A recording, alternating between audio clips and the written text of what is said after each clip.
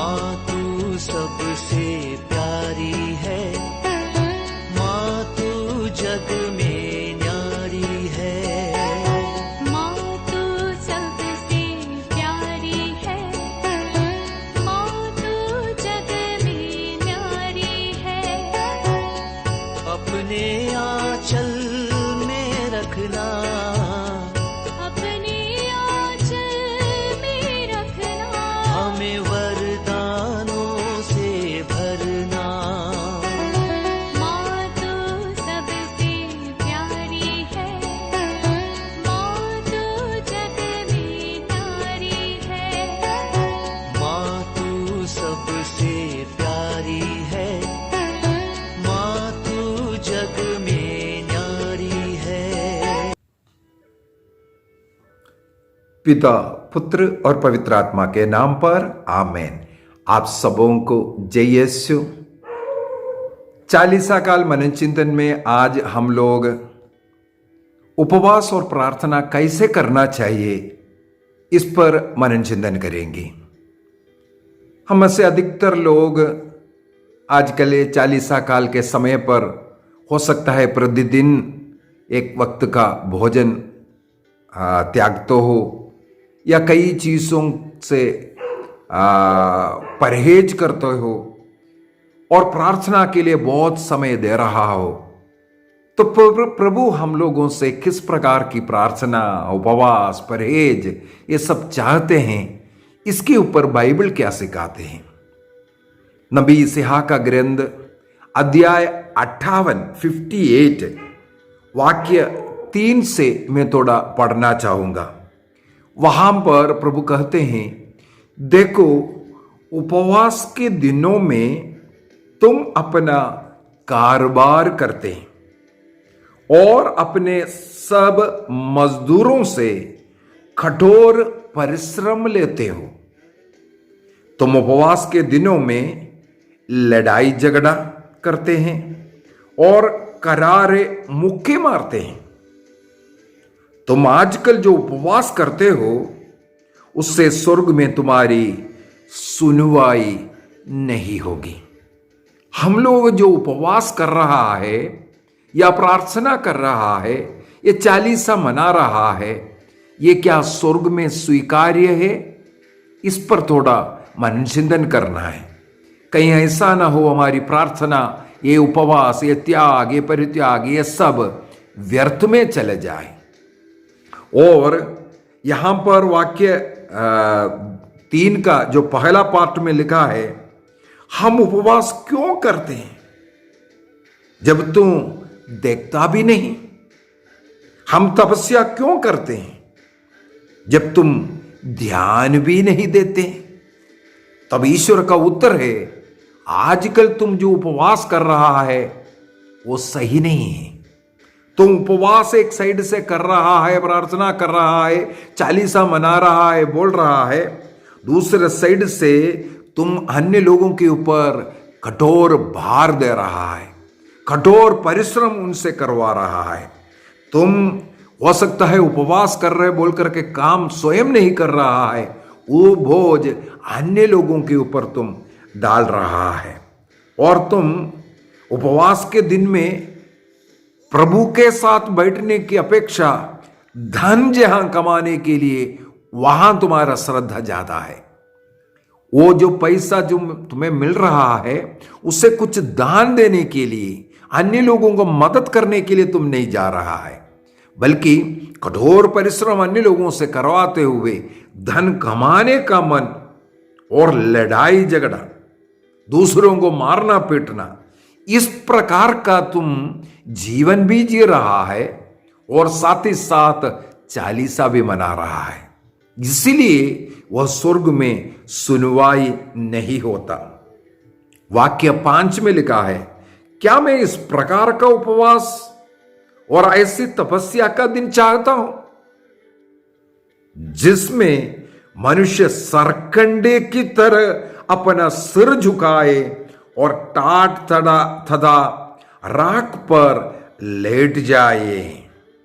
क्या तुम इसे उपवास और ईश्वर का सुग्राह्य दिवस कहते हो, उपवास करते हुए, तपस्या करते हुए, कोई काम नहीं, अरे मर गया ये बोल करके अपने को दीनहीन बना करके लोगों के सामने दिखाना, इस प्रकार का रोना धोना, उपवास करने के कारण भूख लग रहा है, वो परेशानी दिखा रहा है, उपवास के नाम पर काम नहीं करना है, ये ऐसा ऐसा कार्य यहां पर लिखा हुआ है, सरकंडे की तरह सिर को झुका करके लो मर गया बोल करके।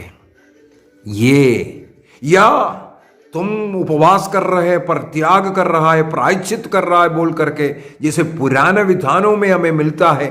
निनिवे के लोग राख पर बैठ गया, निनिवे के राजा राजस्व वस्त्र उतार दिया और टाट ओढ़ करके वो राख पर बैठ गया था, ये लिखा हुआ है। इसी प्रकार तुम अपने कपड़ा में, पहनावा में या अन्य चीजों में तुम अपने को दीनहीन दिखाने के लिए तुम कहीं उपवास तो नहीं कर रहा है।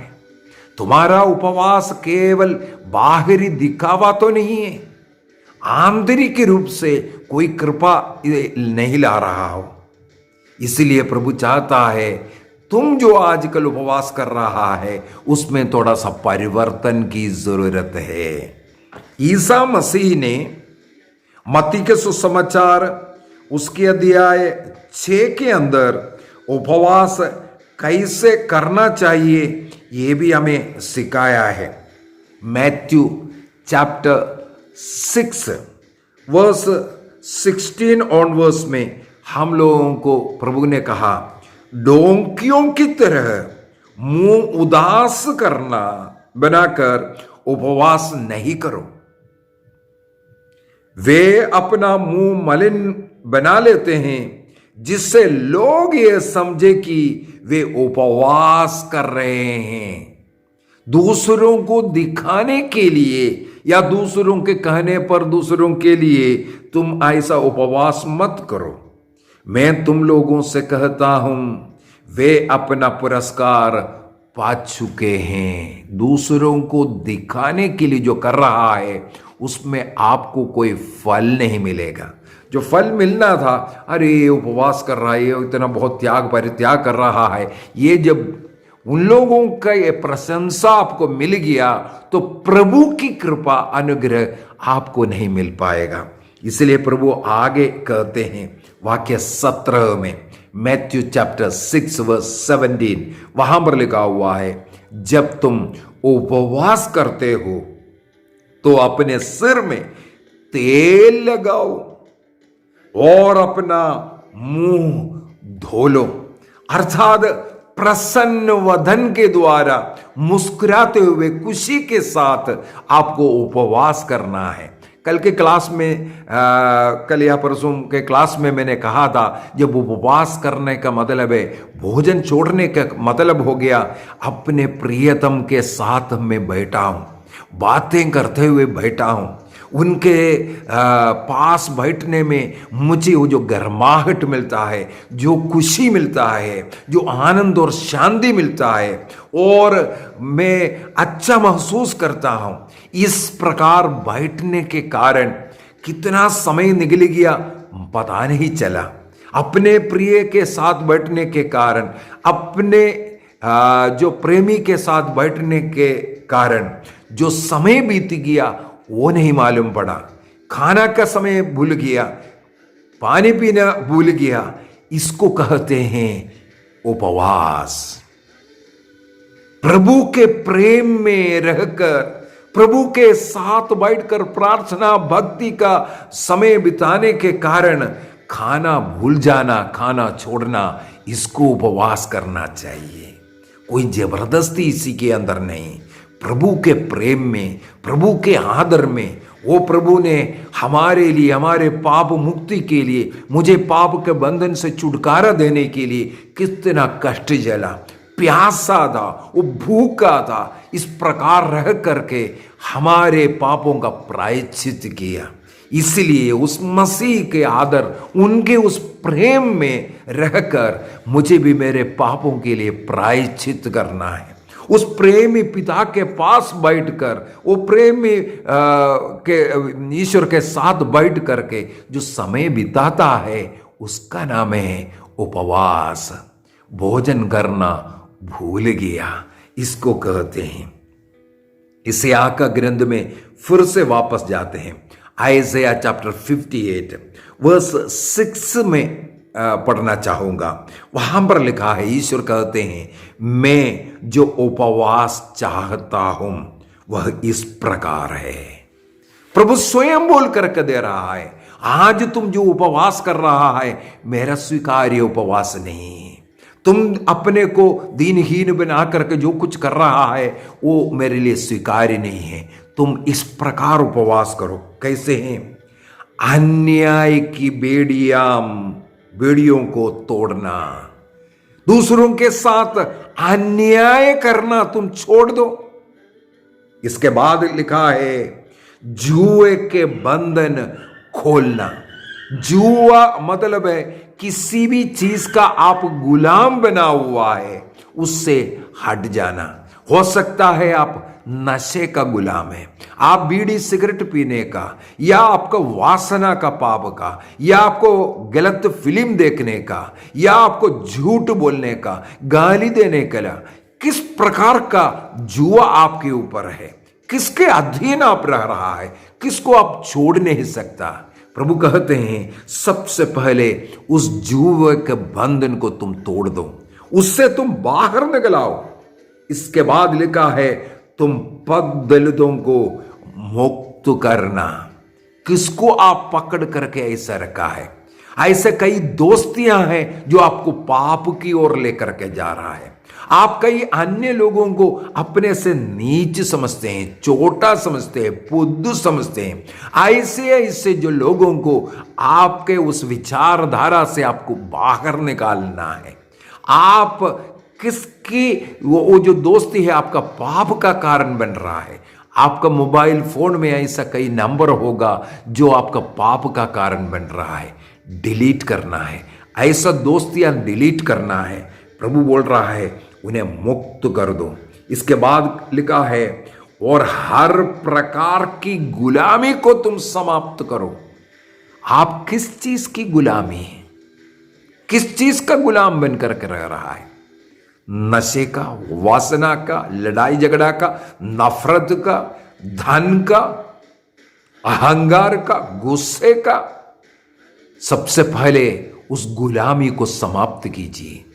आप अपना बॉस शैतान को बनाकर रखा है, शैतान आपको गुलाम बनाकर रखा है। हो सकता है आप किसी और को भी गुलाम बनाकर रखा है। अन्य लोगों को आप तुच्छ समझते हैं, आपके जीवन साथी का आप अनादर कर रहा है। हो सकता है उनका दुरुपयोग आप कर रहा है, उनको आप दुख दे रहा हो। ऐसे अन्य लोगों को जात पात के नाम पर, पढ़ाई लिखाई के नाम पर, पैसे के नाम पर आप अनेकों लोगों को अपने से छोटा नीचा गुलाम मानते होगे। प्रभु कहते हैं, उससे मुक्त कर दो, समाप्त कर दो ऐसा विचार को। इसके बाद वाक्य 7 अपनी रोटी भूखों के साथ खाना। यहां पर रोटी खाना मना नहीं कर रहा है। आप उपवास के दिन अपना रोटी एक भूखे को खिलाओ। एक समय रोटी नहीं खाया, मैं उपवास किया, ये बोलने से प्रभु कहता है वो रोटी गरीब को खिलाओ। आप उस गरीब के साथ बैठ करके खाओ, उसको भी खिलाओ, आप लोग खाओ। ये उपवास है। खाना छोड़ना नहीं, बल्कि जो रोटी नहीं है खाने के लिए, जो भूखे हैं उसके साथ खाना, ये उपवास कहते हैं। यदि आप उपवास करते हुए रोटी छोड़ रहा है और रोटी किसी गरीब को देने के लिए छोड़ना है। बेघर दरिद्रों को अपने यहां ठहराओ। अनेकों लोगों को आप अपने हृदय से निकाल कर रखा होगा।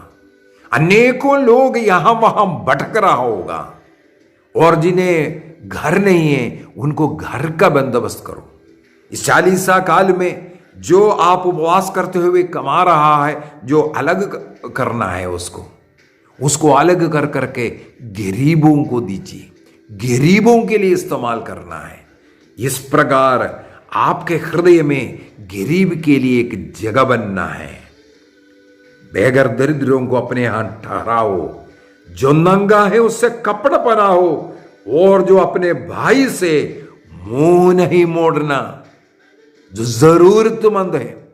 ईसा मसीह ने जो भला समरी के जो दृष्टांत बोलते हुए कौन है हमारा पड़ोसी, हमारा भाई, ये कहा वो है जो आपके सामने जो जरूरतमंद है, उनसे कभी मुंह नहीं मोड़ना, उनके साथ मेल मिलाप में रखे, उनकी जरूरत में उतरते हुए, उनकी मदद करते हुए आप उनके लिए भाई बनना।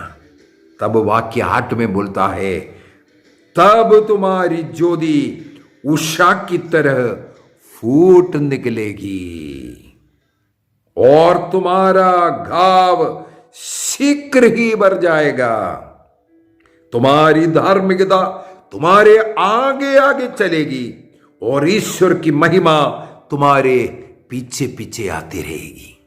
तुम इस प्रकार का अच्छा कार्य करते करते आगे आगे चलेगा, प्रभु की महिमा आशीष आपके पीछे पीछे आएगी। इस प्रकार का उपवास इन 40 काल में करने के लिए हमें प्रयत्न करना है। भोजन दूसरों को देते हुए, दूसरों को तृप्त करते हुए, हमारे बीच में रहने वाला जरूरतमंदों का मदद करते हुए, उनका सहारा बनते हुए हमें उपवास, ये परहेज के दिन को, ये 40 काल को मनाना है। ये प्रभु हमसे आग्रह करते हैं। इसके बाद लिखा है, यदि तुम पुकारोगे तो ईश्वर उत्तर देगा, यदि तुम दुहाई दोगे तो वह कहेगा, देखो मैं प्रस्तुत हूं। जब इस प्रकार का उपवास प्रार्थना का ये काल बना देगा, प्रभु आपका प्रार्थना का उत्तर देने का वादा करता है। आइए आंखों को बंद करें, हम एक निर्णय करें। प्रभु जो उपवास चाहता है वो है दरिद्रों के साथ भोजन करो।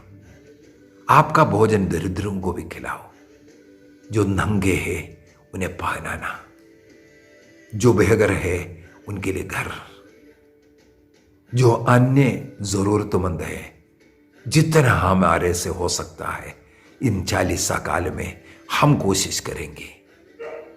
निर्णय कीजिए, प्रभु का अनुग्रह आशीष हमारे पीछे पीछे आते रहेगा, हमारा घर भरा भरा रहेगा।